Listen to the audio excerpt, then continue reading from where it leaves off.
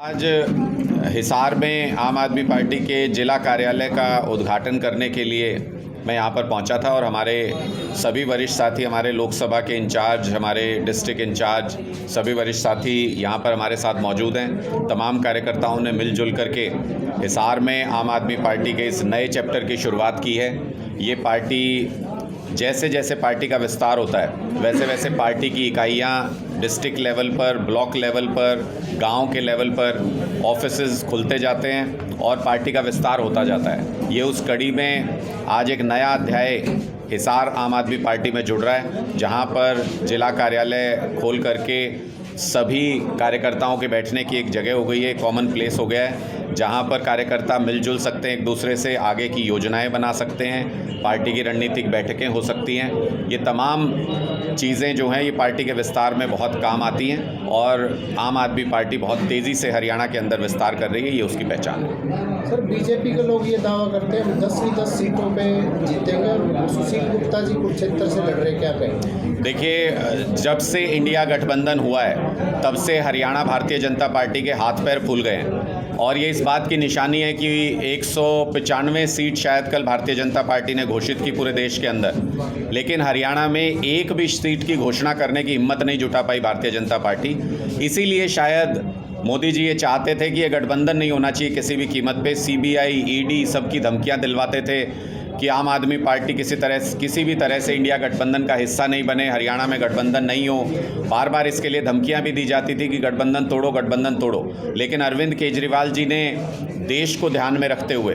Party politics से ऊपर उठ करके, व्यक्तिगत स्वार्थ से ऊपर उठ करके, देश को ध्यान में रखते हुए इंडिया गठबंधन से जुड़ना तय किया और उसी का परिणाम है कि आज के दिन में इंडिया गठबंधन हरियाणा के अंदर एक मजबूत ताकत है। भारतीय जनता पार्टी को सोचना पड़ रहा है, रीथिंक करना पड़ रहा है अपने तमाम उम्मीदवारों पर, और वो एक भी उम्मीदवार घोषित करने की, पहली लिस्ट में एक भी उम्मीदवार घोषित करने की हिम्मत नहीं जुटा पाई भारतीय जनता पार्टी हरियाणा के अंदर।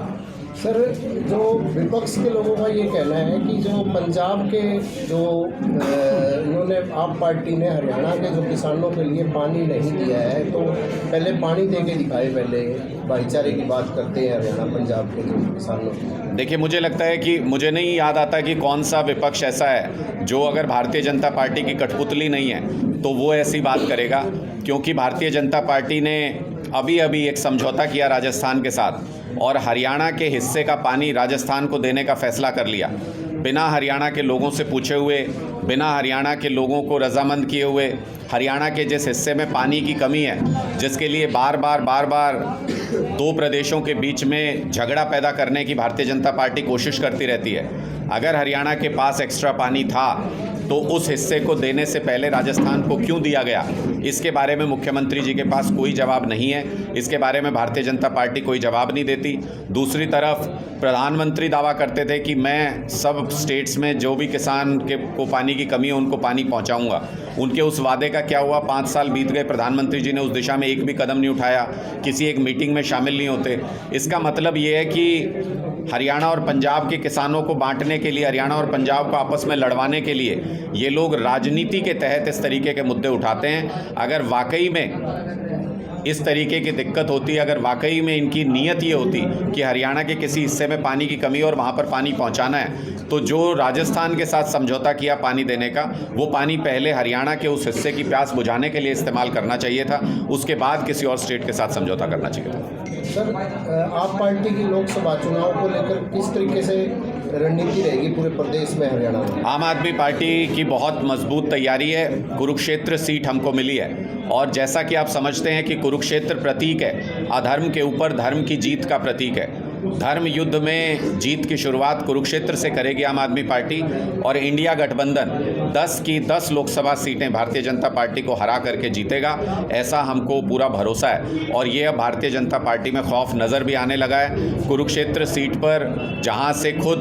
भारतीय जनता पार्टी के अध्यक्ष सांसद हैं उनकी हिम्मत नहीं हो पा रही कि दोबारा से अपने अध्यक्ष को भी घोषित कर दें वहाँ से उम्मीदवार के रूप में, इसलिए पहली लिस्ट में भारतीय जनता पार्टी हरियाणा की 10 की 10 सीटों पर कोई भी अनाउंसमेंट नहीं कर पाई। ये साफ दिखाता है कि भारतीय जनता पार्टी में जब से इंडिया गठबंधन बना है, हरियाणा के अंदर उनके अंदर डर है। उनको साफ स्पष्ट समझ में आ गया है कि न सिर्फ ज़ोरदार मुकाबला हरियाणा में होने जा रहा है, बल्कि भारतीय जनता पार्टी को इस चुनाव में पटकनी मिलेगी, क्योंकि किसानों के ऊपर जो अत्याचार करता है, अन्नदाता के ऊपर जो अत्याचार करता है और हरियाणा के हर एक वर्ग पे भारतीय जनता पार्टी ने जो अत्याचार किया है, लोग चुनाव के माध्यम से उसका माकूल जवाब भारतीय जनता पार्टी को देंगे। सर, एक तरफ ये चर्चा चल रही है नवीन जिंदल बीजेपी में आ सकते हैं और दूसरी तरफ अभी तक नहीं आए, तो क्या लगता है आपको वो सपोर्ट करें कुरुक्षेत्र में, तो पूर्व सांसद रहेगा? देखिए, समय बताएगा। मुझे तो नहीं लगता है कि कोई भी व्यक्ति